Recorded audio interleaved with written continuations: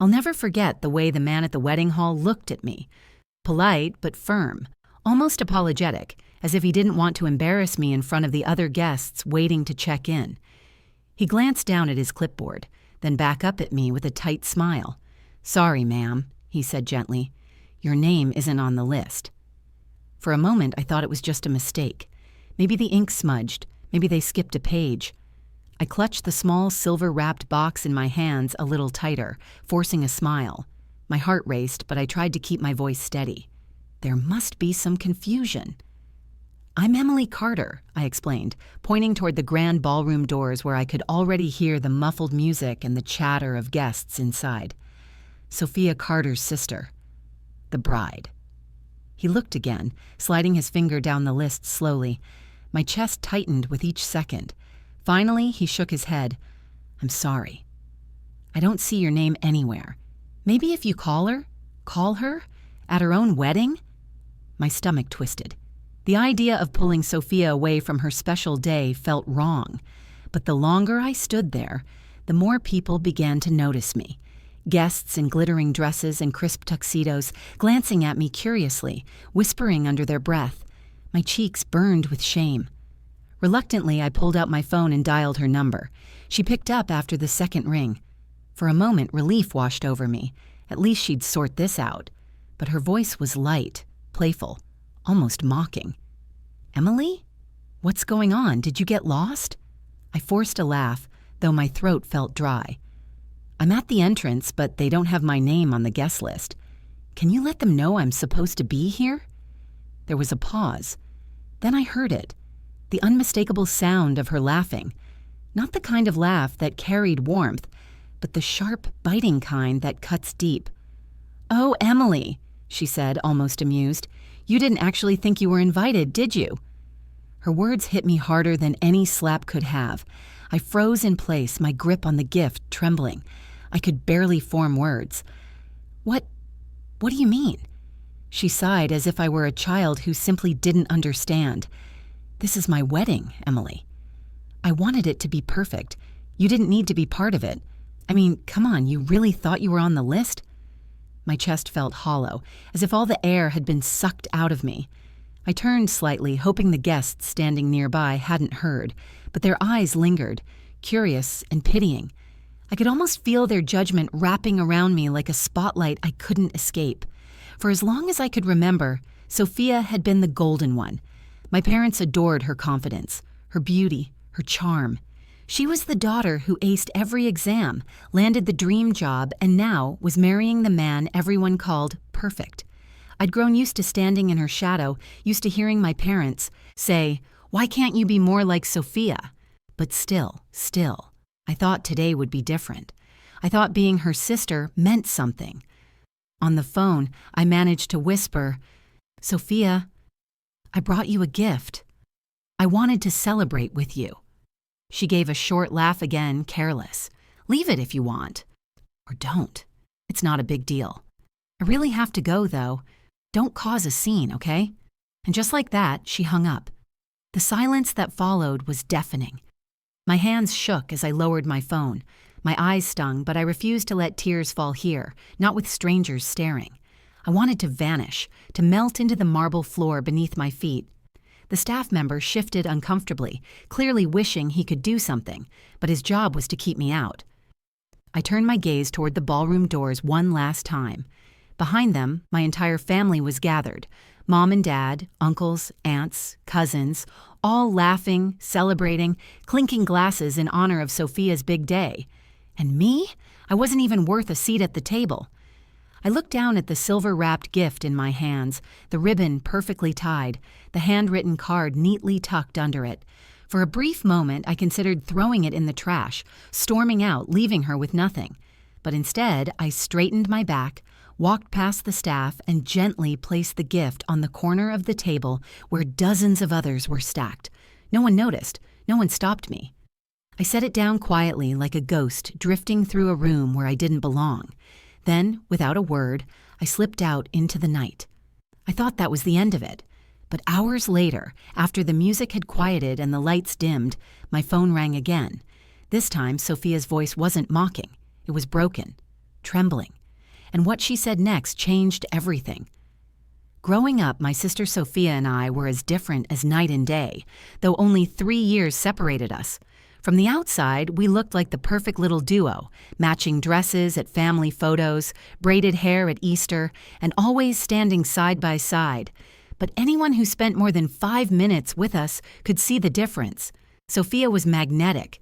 She had a way of walking into a room and instantly pulling everyone's attention, like sunlight breaking through clouds. Teachers loved her. Boys adored her. Even my parents, though they never said it outright, treated her like the shining star. She was the one who won spelling bees, sang solos at church, and brought home report cards plastered with A's. Me? I was quieter. I preferred sketching in my notebooks to performing in front of crowds. I had decent grades, nothing spectacular. When relatives visited, they'd pat Sophia on the head and say, "This one's going places." Then they'd glance at me and add, "And Emily, you'll figure out what you're good at, sweetheart." I learned early on how to smile through those words, but they stung. Despite that, I loved my sister fiercely. I was her defender. When girls in high school whispered that she was too perfect, I stood up for her. When she had heartbreaks, I was the one sitting cross-legged on her bed at midnight, listening, passing tissues. I believed family meant loyalty, no matter how uneven the scales of attention felt. But somewhere along the way, Sophia learned how to weaponize the spotlight. She'd make little digs in front of others. "Emily's the artsy one. She'll probably end up painting in someone's basement." Everyone laughed, even my parents. I laughed too, pretending it didn't cut me in half. That became the rhythm of our relationship, me playing the supportive sister, her playing the star. So when the wedding was announced, I thought maybe things would finally shift. Weddings, I told myself, bring families together. It was her big day, and I wanted to be there, not just as her sister, but as someone who had always been on her side. The weeks leading up to the wedding, though, were filled with small red flags I brushed off. I wasn't asked to be a bridesmaid. At first, I convinced myself it was because she wanted to keep the bridal party small. Then came the bridal shower. I only found out about it through photos posted online. Mom excused it by saying, "Sophia's friends organized it quickly." Don't take it personally. Still, I held on to hope. I went shopping, bought a simple but elegant dress in navy blue. Nothing flashy, just enough to look nice in family photos. I spent evenings after work browsing for the perfect gift, wanting something personal, something meaningful. That's when I came across an old box of childhood photos in my closet. I sat on the floor flipping through images of us in pigtails, grinning with ice cream smeared across our faces, riding bikes down the street, sharing a blanket during thunderstorms. Those photos stirred something in me, a reminder that beneath all the rivalry, there was once sisterhood. That's when the idea hit me. A photo album, carefully crafted, each page telling the story of our childhood. I spent nights arranging the photos, writing little captions in my neatest handwriting. Sophia's first recital, I cheered the loudest. Summer 2001, we swore we'd always be best friends. In the very back, I tucked a handwritten letter, pouring out the feelings I could never say out loud. It wasn't bitter, it wasn't angry, it was simply honest. I wrote, "Even when I feel invisible, you'll always be my sister. I'll always love you. Family is forever." The morning of the wedding, I woke up nervous but determined. Mom and Dad were buzzing around the house, thrilled about the big day. Dad straightened his tie 3 times in the mirror. Mom hummed while putting on her jewelry. Neither of them asked if I was okay. Neither of them noticed the tightness in my chest. On the drive over, I clutched the gift in my lap like it was my lifeline. I imagined handing it to Sophia. Imagined her eyes softening as she flipped through the pages, maybe even tearing up at the letter. I thought for once she'd see me not as the shadow, but as her sister, the one who never stopped loving her. As we pulled up to the venue, I forced myself to take a deep breath. The building was stunning. Arched glass doors, glittering chandeliers visible from the street. Guests in shimmering dresses flowed inside like a stream of colors. "Big day, huh?" Dad said proudly as he adjusted his jacket. "Yeah," I whispered, though he didn't hear me. Inside, my heart beat with nervous excitement. I smoothed the hem of my dress, balanced the gift carefully in my arms, and whispered to myself, "This is it, Emily. Today, you'll finally feel like you belong." I had no idea how wrong I was. The moment I stepped into the lobby of the wedding hall, I felt like I'd walked into another world. The place was buzzing with laughter, heels clicking against marble floors, perfume and cologne mingling in the air. Guests in elegant gowns and suits lined up at the registration desk, each of them smiling as the staff checked their names and handed them glossy programs tied with satin ribbons. I clutched my small, silver-wrapped gift tighter against my chest, waiting my turn. My palms were damp, my heart quick, but hopeful. I kept imagining Sophia's face when she saw me walk in, the flicker of surprise followed by a smile, maybe even a hug. I told myself that whatever tension we had before wouldn't matter tonight. "Name, please?" the staff member asked, looking up at me with polite efficiency. "Emily Carter," I said with a nervous smile. "I'm the bride's sister." His eyes dropped to the clipboard. His finger moved down the list, row by row, then back up again. His brow furrowed slightly. He flipped the page. I tried to laugh it off. "It's probably under family." "Maybe check there?" He scanned again, slower this time. Finally, he looked up with that careful expression people wear when they know they're about to disappoint you. "I'm sorry, ma'am. I don't see your name anywhere on the list. Are you sure you're supposed to be here?" The words landed like a slap. Behind me, I heard the faint rustle of dresses, the shifting of shoes. People were listening, watching. "Yes," I whispered, forcing my voice to stay steady. "I'm her sister." There must be some mistake. He gave me a sympathetic look. "Maybe if you call her?" I froze. Call her? On her wedding day? But what choice did I have? Guests were staring now, their eyes flicking between me and the staff member. A woman in a sparkling blue gown leaned toward her husband and murmured something that made him smirk. Heat rose to my cheeks.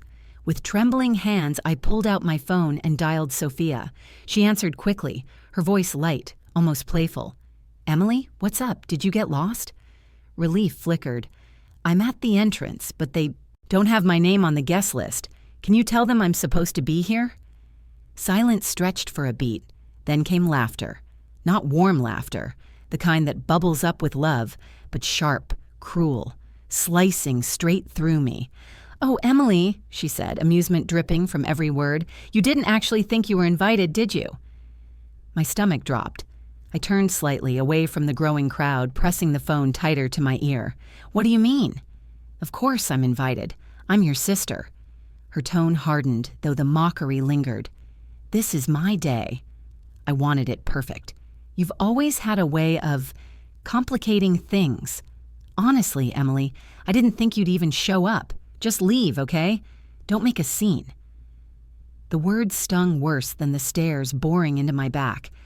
I wanted to scream, to shout that I'd spent weeks pouring my heart into her gift, that I had loved her even when she belittled me, that I had every right to be here.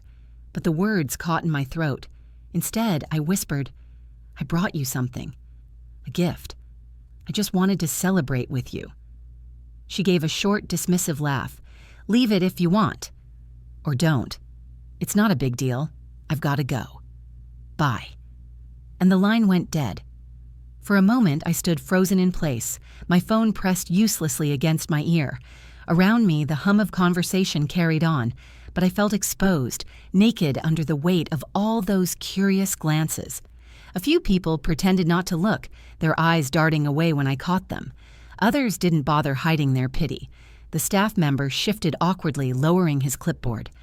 "I'm really sorry," he said softly. I managed a stiff nod, though my throat burned with unshed tears. "It's fine." My voice cracked on the last word. Turning toward the ballroom doors, I saw them open briefly. Inside, golden light spilled across crystal chandeliers. Guests clinked champagne glasses. Laughter rang out, and in the distance I caught a glimpse of my parents beaming proudly, surrounded by relatives. They hadn't noticed my absence. Maybe they never would. I looked down at the gift in my hands. For a fleeting second, I wanted to hurl it into the trash, to let her know she couldn't erase me so easily. But then I remembered the hours I'd spent putting it together, the photos, the captions, the letter. That gift wasn't just for her. It was a piece of me, of the sisterhood I thought we once had.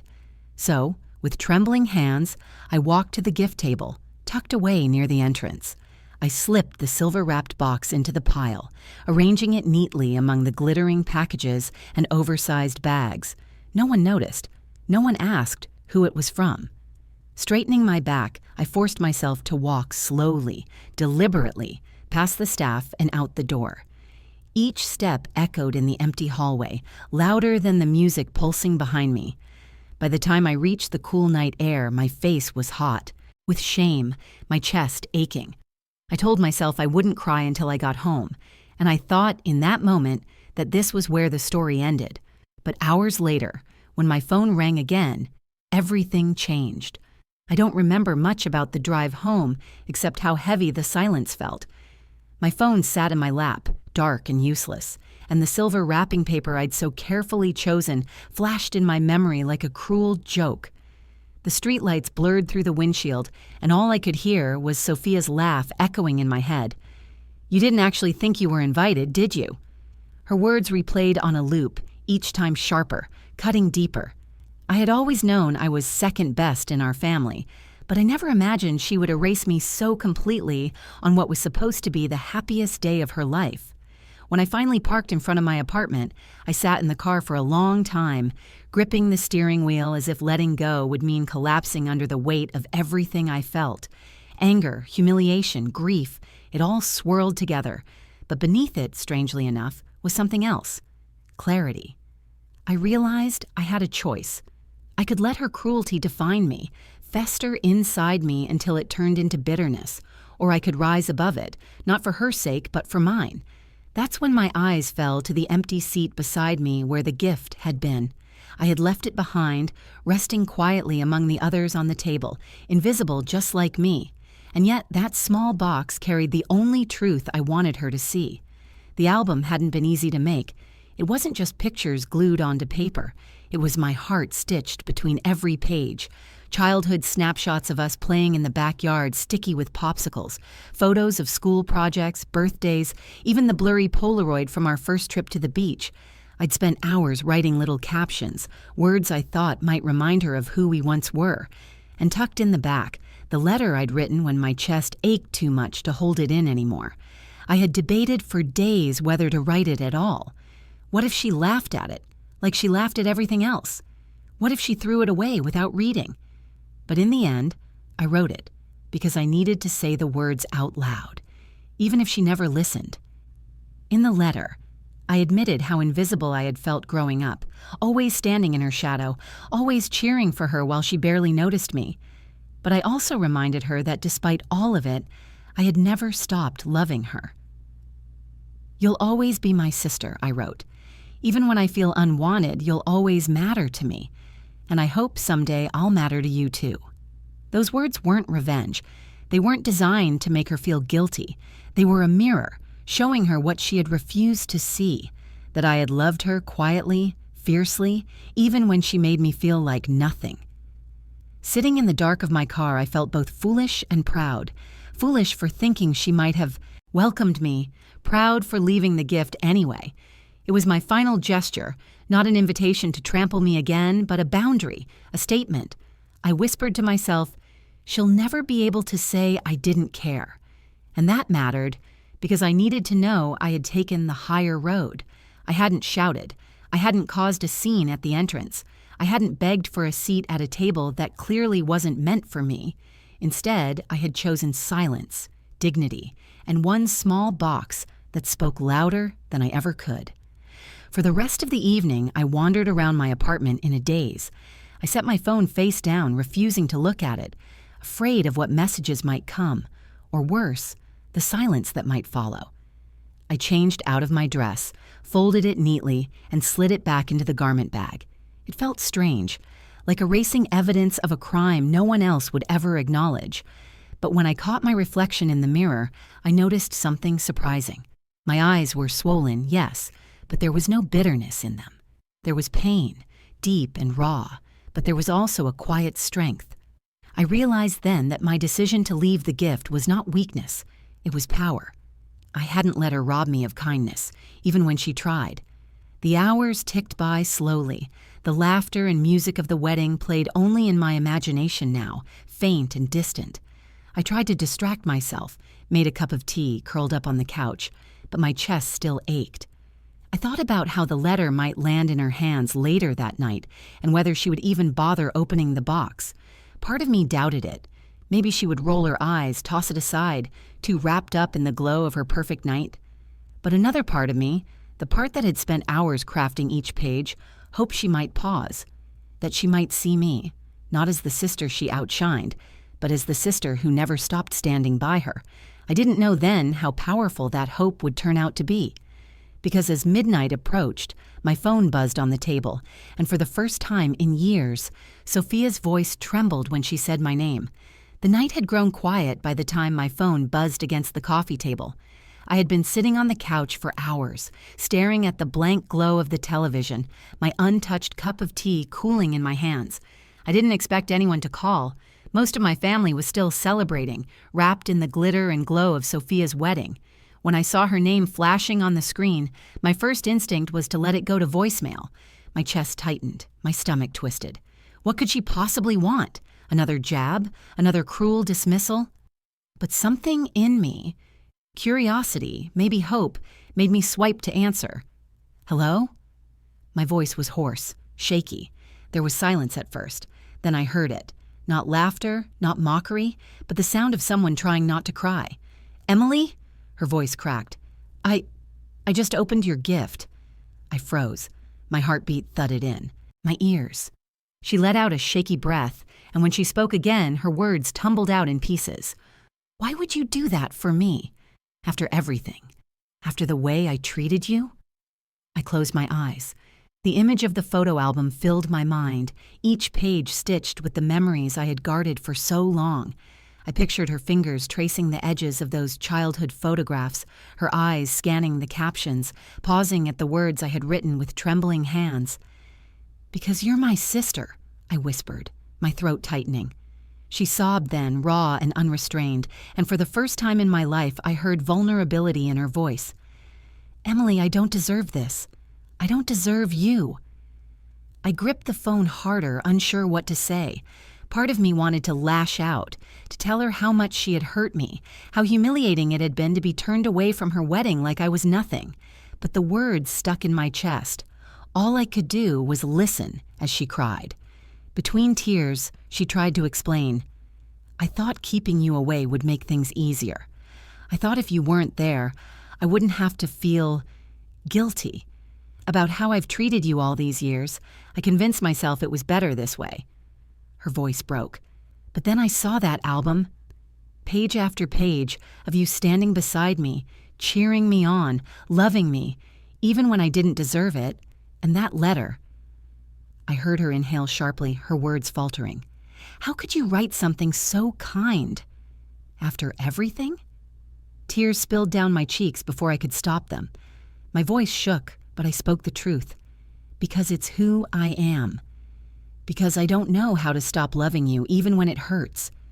For a long moment, all I heard was her breathing, ragged and uneven. Then she whispered, almost like a confession, I've been so cruel to you. I've made you feel invisible. And still, you gave me the one thing I didn't even know I needed. The reminder that you've always been there. You've always been my sister. Her words sank deep, touching a place I had long buried. For years I had waited to hear her acknowledge it, that she saw me, that I mattered. And here it was, wrapped in tears and regret. I'm sorry, she said, the words trembling but sincere. I'm so sorry, Emily. I can't take back today, but I swear, I'll never treat you like that again. I can't lose you. Not after realizing what I almost threw away, I sat in silence, my tears falling freely, torn between relief and the ache of old wounds. Apologies didn't erase the past, but for the first time, I felt the door creak open to something I thought I'd never have with her, real sisterhood. Finally, I whispered back, You hurt me, Sophia. Deeply.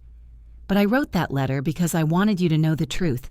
I'll always be your sister, and maybe, someday, we can start over. On the other end of the line, she broke again, sobbing harder, but this time it wasn't. Cruelty breaking me. It was healing. We stayed on the phone like that for what felt like forever. Her crying, me quietly listening, until the silence between us felt softer, like a bridge slowly rebuilding. That night, for the first time in my life, Sophia called me her best friend. Not the golden child, not the shining star, not the perfect bride, but my sister, stripped of pride, finally vulnerable, finally human. And in that moment, I realized that the gift I had left wasn't just for her.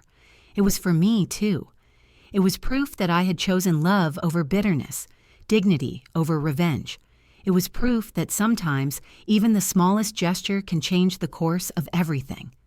The morning after the wedding, I woke up to sunlight spilling through the blinds, but it felt different. My body was heavy, my eyes swollen, yet my heart carried something it hadn't in a long time: release. For years, I had lived in Sophia's shadow, smiling politely, swallowing the sting of her words, playing the role of the overlooked sister who was supposed to understand. And for years, I wondered if she even realized the damage she left behind. That night, when she called me in tears, something cracked open. Not just in her, but in me. Later that week, she showed up at my apartment. I'll never forget the sight of her, still glowing in the afterglow of her wedding, makeup perfect, but her eyes red-rimmed, the way only guilt can leave them. She stood awkwardly at the door, clutching the photo album against her chest like a shield. "Can I come in?" she asked softly. Part of me wanted to say no, to turn her away the way she had turned me away, but I stepped aside because deep down I knew holding on to bitterness would only chain me to the pain. She walked in and placed the album carefully on my coffee table, like it was something precious. For a long moment, neither of us spoke. She just looked at me, her lips pressed tight, as if the right words were caught in her throat. Finally, she whispered, "I've read your letter at least 10 times. I cried every time. I don't know how to undo what I did, Emily, but I want to try." Those words weren't magic. They didn't erase the humiliation I felt at the entrance of her wedding. They didn't erase the years of being the punchline to her jokes, the invisible daughter at family gatherings. But they were real, and for once they came from a place of humility. "I don't need you to be perfect," I said quietly. "I just need you to see me." Her eyes welled again, and she nodded. "I see you." "I do. I just wish it hadn't taken me this long." That was the beginning of something new between us. Not flawless, not instant forgiveness, but an opening. Over the weeks that followed, she started calling me more, checking in just to hear my voice. When she and her new husband returned from their honeymoon, she invited me over for dinner, not out of obligation, but because she wanted me there. Our parents, when they found out what happened, were shocked. Mom cried. Dad grew quiet in a way I had never seen before. For once, they apologized too, apologized for not noticing, for letting me slip into the background of Sophia's spotlight. It didn't erase the past, but it mattered. I realized then that leaving the gift had done something I never expected. It forced people to see me not as the quiet, overshadowed daughter, but as the one who carried strength in silence, who chose dignity over drama. That album wasn't just a collection of photos, it was a reminder that I had always been there, always loving, always giving, even when no one was looking.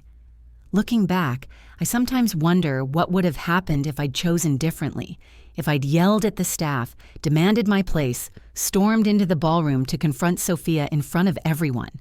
Maybe people would have remembered me that night as the sister who caused a scene. But I didn't want to be remembered for anger. I wanted to be remembered for love, even if it came quietly. The lesson I learned is one I carry with me now. Forgiveness doesn't mean forgetting, and it doesn't mean excusing. It means choosing peace for yourself, even when others don't deserve it. It means holding on to your dignity, even when your heart is breaking. Sophia and I still have a long way to go. Trust isn't rebuilt overnight. There are moments when the old wounds ache, when I wonder if her apology was just a fleeting moment of guilt. But then I remember her voice that night, shaking, raw, stripped of pride, and I know something inside her truly shifted. As for me, I learned that my worth was never tied to her recognition. I mattered long before she realized it. That gift, that album, was proof. not just for her, but for me. Proof that I could stand tall in love, even when I was unwanted. Now, when people ask about the wedding, I don't tell them about the humiliation at the door. I don't describe the whispers or the pitying stares. I tell them about the phone call that came later, the tears on the other end of the line, and the way a simple act of kindness cut deeper than any cruelty ever could. Because in the end, that's what people remember. Not the list I wasn't on, but the love I refused to withhold. And maybe that's what family really is. Not the perfection we imagine, not the fairness we long for, but the choice to keep loving, even through the cracks. And that's my story. A wedding I'll never forget. Not because of the pain, but because of what it taught me. That sometimes the quietest acts of love carry the loudest echoes. If this story touched you, I'd love to hear your thoughts. Have you ever felt invisible in your own family or found strength in choosing kindness over anger? Share your experience in the comments below. Your words might mean more to someone else than you realize. If you liked this video, don't forget to give it a thumbs up. Share it with someone who might need to hear it. And of course, subscribe to the channel for more powerful real-life stories. Your support means the world, and it helps me keep telling stories that matter. Thank you for watching, and I'll see you in the next one.